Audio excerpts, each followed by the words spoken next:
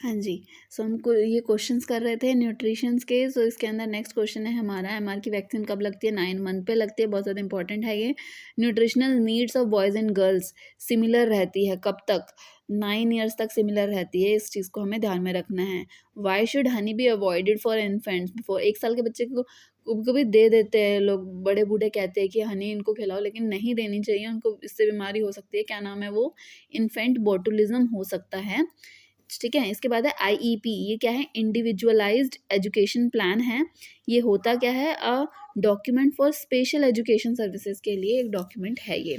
इसके बाद next question है, in renal diseases. Renal diseases क्या होती है? किडनी रिलेटेड कोई डिजीज होती है, तो इसके बारे में क्वेश्चन है, in renal diseases which nutrients are usually restricted? कौन सा को मना किया जाता है? उनको प्रोटीन और सोडियम नहीं देने चाहिए, बिल्कुल ही नहीं देने चाहिए। ठीक है, रेनल डिजीज़ के अंदर, तो इसको हमें ध्यान में रखना है। स्किन एंड बोन्स, तो ये भी अपीयरेंस कब दिखती है? बिल्कुल स्किन और बोन्स दिखने लग जाती है। मल्टीन्यूट्रिशन कौन सा होता है? malnutrition क्वाशियोरकर होता है।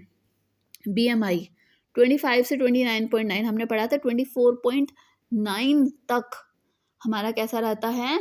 नॉर्मल। लेकिन 25 से ऊपर जा रहा है, सो ये क्लास 1 ओबेसिटी हो गई, जिसे ओवरवेट ही कहा जाएगा। ठीक है, next is dietary modification for spastic. ये थिक एंड सॉफ्ट फूड होता है, इसमें कुछ नहीं है।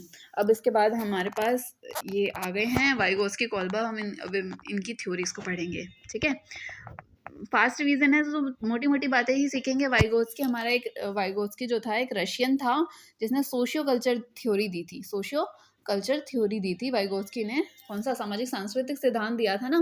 सो इसके अंदर इन्होंने जेडपीडी की बात करी थी। जेडपीडी क्या होता है? जोन ऑफ अचीव डेवलपमेंट जो होती है, प्लस में MKO यानी more knowledgeable other equals to ZPD, यानी कि कोई काम बच्चे से कराना है, प्लस में उसे एक सीढ़ी देनी पड़ेगी। उस सीढ़ी को स्कैफोल्डिंग का नाम दिया था उन्होंने, यानी हेल्प करना या सीढ़ी देना, इसको स्कैफोल्डिंग कहा जाता है। एक बच्चे को कोई काम करना सिखाना है, तो उसको एक बड़े की हेल्प दी जाएगी, और वो बड़ा कौन होएगा? वो MKO होता है, यानी मोर नॉलेजेबल अदर होता है।